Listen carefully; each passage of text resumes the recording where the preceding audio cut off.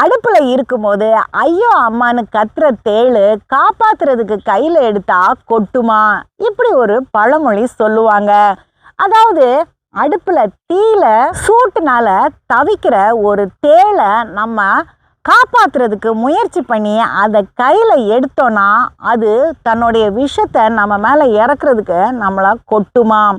இதுக்கு என்ன அர்த்தம்னா, நம்ம யாரையாவது காப்பாத்துறதுக்கு முயற்சி பண்றோம், இல்லைனா ஒரு பெரிய உதவி பண்றோம்னா அவங்க தன்னுடைய ஜென்ம சுபாவத்தை நம்ம மேல காமிப்பாங்க.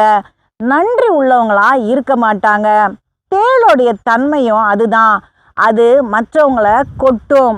அதுக்கு நம்ம என்ன உதவி செஞ்சாலும் சரி, அதை மறந்துட்டு அடுத்த வினாடியே அது நம்மளை தாக்குறதுக்கு தான் முற்படும்.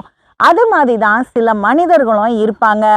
அவங்களுக்கு நம்ம எப்பேற்பட்ட உதவி செஞ்சாலும் சரி, அதை ஒரு நொடியில் மறந்துட்டு நம்மளுக்கு விரோதமாக காரியங்களை செய்வாங்க.